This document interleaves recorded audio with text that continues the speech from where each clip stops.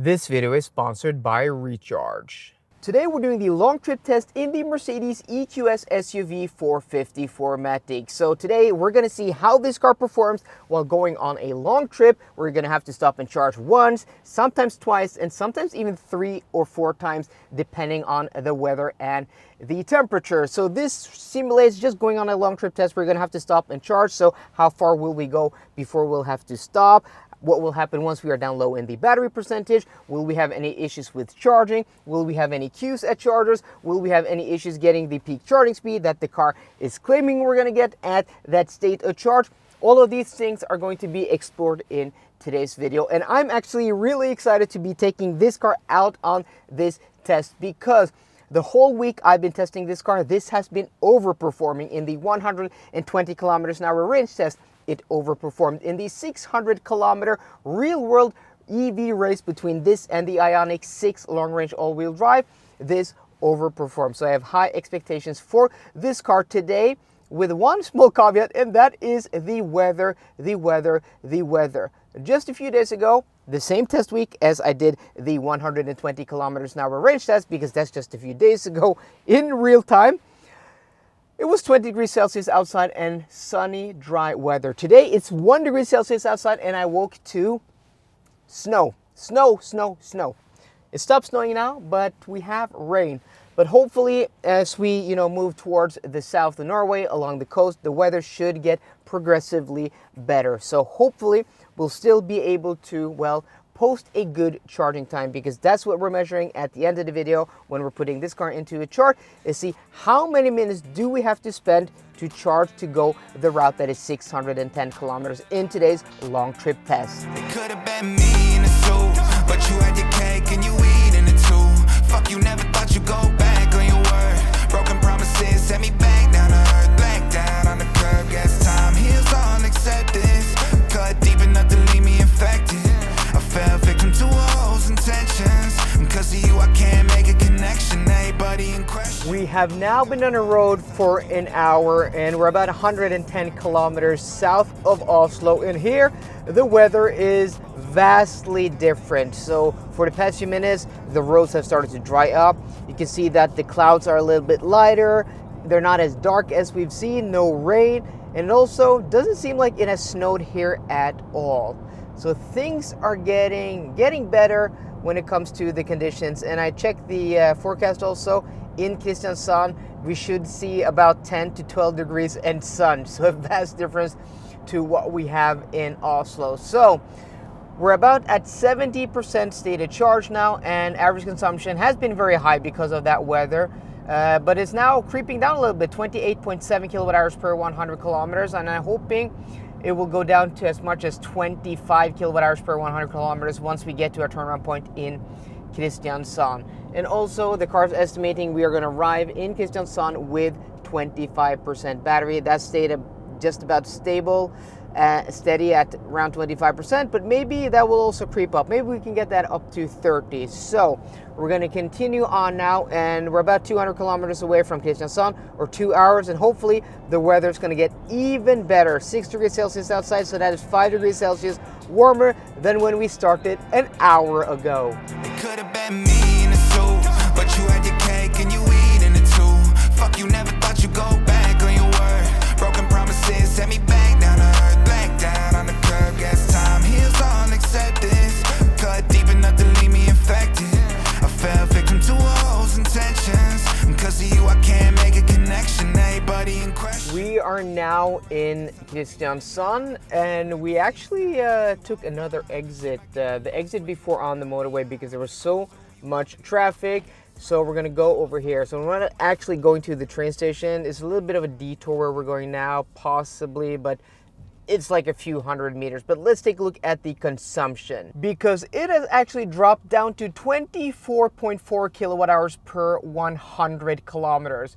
That is actually not too bad, and actually below what I was hoping it was going to drop down to. And also outside temperature 11 degrees now, and we have actually quite decent weather now. It's not a lot of sunshine, but we can see a little bit of blue skies in between the clouds. Also, we arrived with 30% battery, Not sure what to do here. If people can cross here, maybe, I don't know. I was maybe supposed to stop for those pedestrians, so I do apologize. But yeah, 30% battery, guys. That is pretty awesome. So where we usually come is we come from the right here and then we loop around. But now we're just gonna go. Maybe we can do this. Maybe this is a new route. It's a little bit easier instead of doing a U-turn over here. Usually we do a U-turn down the road here. But a lot of traffic now. We have a gap, and then we're gonna enter the motorway again, heading back towards Oslo. So the big question is where we're going to stop and charge. Well, I don't actually think we have enough range because we have 126 kilometers of range left to go to Circle K in Bamble, where they have 300 kilowatt chargers. So most likely we're going to go to Ionity in Lillesand, which is about 20 kilometers up the road. And then once we get there, we're going to find out how much we're going to top up, because I actually don't know yet. I haven't done any calculations. I've now set the navigation system to SO in Schleppen, which is our endpoint, and the car chose a different charging station than the Ionity charging station. It chose one further up the road, so I had to go in here, and then I had to do some management. I had to go into charging stations, and then I had to filter 150 kilowatts and faster, and then it found it, and then I just replaced it, and then it deleted the other one by itself. But the big question is now we're about, 10 minutes from the charging station. Hopefully we're gonna have enough time to heat up the battery, but I'm gonna show you something that is pretty awesome. This is awesome how the route planning works. You can change the charging stations, but if you press this EQ button here, then we get this menu. So it shows us the state of charge, our range, but also the DC maximum charge rate at this percentage when the battery is at this temperature. So preheating is active, so this speed is just going to creep up as we get closer and closer and closer. We should be able to get that peak charging speed of 200 or 205 kilowatts at 20% or even 10%, even 30%. I got that, maybe not 30%, but like 10-20%, we're going to be able to get that. So hopefully, crossing my fingers that we have enough time now to heat the battery up until, its optimal temperature to get that peak charging speed. We are now here at the Daglig chargers here at Stoa Center, and we arrived here with 16%. Consumption thus far 24.9 kilowatt hours per 100 kilometers, and we've covered about 364 kilometers before we had to stop and charge. And we connected here at 16% state of charge. So let's hop over here and see if we can get any more information about the charging session. No, so let's hop into the car maybe then. Okay, so here we go. And I'm gonna show you guys that we are now, we're basically getting full speed now. 195, 96 kilowatts, 97. So after 198 and 199. So after I filmed the last clip, I realized that, monitoring the speed that the car was telling us that we were gonna be able to achieve, wasn't climbing fast enough to get to the charger once we got to the charger in the Lillesand Ionity charger in Lillesand. So what I did is that I put in this charger, which was about 40 kilometers further up the road, and then, we had enough time to be able to heat the battery up to the optimal temperature to get the charging speed, which we are now getting. So now we're getting 203 kilowatts. So that is pretty sweet. So this is optimal for this trip, going down to 16%. So this is a better choice. But that being said, it was not easy because I chose, navigating to our endpoint in SO in Schleppen, and then I chose chargers along the route. And it gave me a few choices. I filtered out 150 kilowatts or faster, and then this was one choice, but they're not labeled in the navigation system here as 240 kilowatt chargers, so the car didn't want to preheat. Then I chose another charger that was over here, then the car wanted to preheat. So I had to try and I had to do trial and error to see which chargers actually gave me active preheating, because there's no manual preheating in this car. So that's just something to note, something to be aware of, is that if you're going to use the active preheating in this car via navigation system, you have to monitor and see that the car actually preheats, because the other charger over here is 240 kilowatts and that worked, but there was another charger a little bit down the road which was 200 kilowatts, and that didn't work. So you're going to have to do some trial and error. So we're going to take a look at what the car's going to tell us here that it wants us to go to. So we're going to go into the navigation system here, and the car wants us to do it initially wanted us to do a 35-minute charge. Oh, maybe it's not going to tell us. So it initially wanted us to do a 35-minute charge. I want us to go to 61%. Then we're going to ride with 2%. I don't think that's a big enough buffer. I want maybe a 5 or even a 10% buffer because the weather may change as we get back to Oslo again. But since the car didn't know the speed of this charger, as you see, we're getting 255 kilowatts. I think the car thought the charging session was going to be a lot longer, because now it's saying 14 minutes. So, and we've only been connected for a few minutes. So this is going to be very interesting. I think this car is en route to post a very good time on the long trip test. It could have been me in a suit, but you had your cake and you eating it too.